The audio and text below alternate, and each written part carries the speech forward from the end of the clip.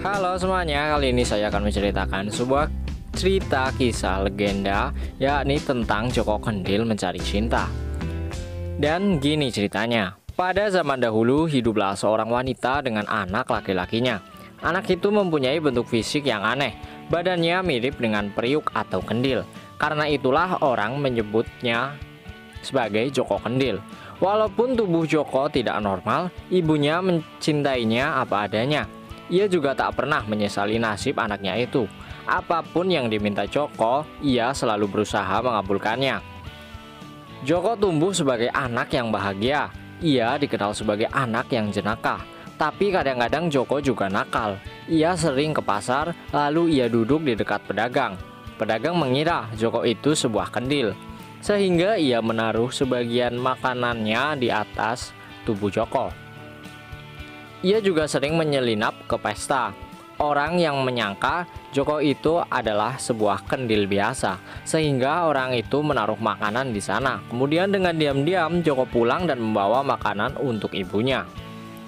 Ibu Joko marah melihat kenakalan Joko. Ia menyangka Joko itu sebagai pencuri. Joko lalu menjelaskan kalau semua orang menyangka dirinya itu sebagai kendil. Ibunya pun tertawa mendengarnya. Ketika Joko tumbuh dewasa, tubuh Joko tetap mirip sebagai kendil. Tapi yang mengherankan, Joko justru meminta ibunya mencarikan istri untuknya. Tidak tanggung-tanggung, Joko menginginkan putri raja sebagai istrinya. Tentu saja ibunya kaget sekali. Ingat Joko, kita ini orang miskin. Lagi pula, apakah kau tidak menyadari bentuk tubuhmu? Tanya ibunya. Jangan khawatir Bu, percayalah, semua akan baik-baik saja. Sekali lagi, saya minta tolong agar ibu melamar putri raja untuk dijadikan istriku. Ujar Joko menghibur ibunya. Dengan hati penuh keraguan, ibu Joko pergi menghadap raja. Raja mempunyai 3 permaisuri yang cantik. Ibu Joko mengungkapkan keinginan anaknya pada sang raja. Raja sama sekali tidak marah mendengar penuturan ibu Joko. Sebaliknya, raja meneruskan lamaran itu pada ketiga putrinya. Putri sulung mengatakan, "Saya tak sudi ayahanda, saya menginginkan suami yang kaya raya." Putri tengah mengatakan, "Suami yang saya inginkan seorang raja seperti ayahanda." Berbeda dengan ketiga kakaknya, putri bungsu itu justru menerima pinangan itu dengan senang hati.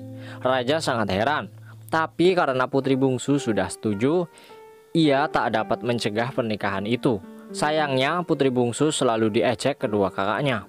"Suamimu berjalan mirip bola menggelinding," ejek putri sulung. "Suamimu mirip tempayan air," ejek putri tengah. Putri bungsu sedih, tapi ia berusaha sabar dan tabah. Suatu hari raja mengadakan lomba ketangkasan, tapi Joko tidak bisa ikut. Ia mengatakan kepada raja, badannya sakit. Lomba ketangkasan itu diikuti banyak orang penting seperti para pangeran dan panglima. Mereka berlomba naik kuda dan menggunakan senjata. Tiba-tiba datang seorang kesatria gagah. Ia sangat tampan dan tangkas menggunakan senjata.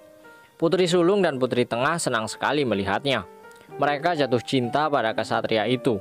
Ia kembali mengejek adiknya karena terburu-buru menikahi Joko Kendil.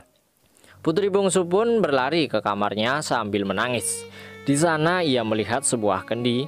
Karena kesal, ia membanting kendi itu hingga berkeping-keping. Kesatria gagah itu masuk ke dalam kamar putri bungsu. Ia mencari kendi, tapi kendi itu sudah hancur. Lalu ia melihat putri bungsu menangis terseduh-seduh. "Ada apa istriku?" tanyanya. Tentu saja putri bungsu kaget.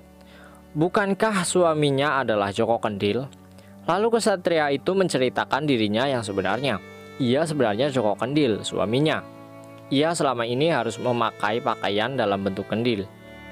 Tapi ia dapat kembali menjelma sebagai kesatria kalau seorang putri mau menikah dengannya. Begitu tahu kalau kesatria tampan itu Joko Kendil, betapa menyesalnya putri sulung dan putri tengah. Sebaliknya dengan putri bungsu, ia menjadi sangat bahagia bersama Joko Kendil yang telah menjelma menjadi pria yang rupawan. Dan begitulah kisah tentang Joko Kendil mencari cinta. Semoga bermanfaat. Akhir kata saya ucapkan terima kasih kepada teman-teman yang sudah menyempatkan untuk menonton dan mendengarkan cerita ini sampai dengan selesai.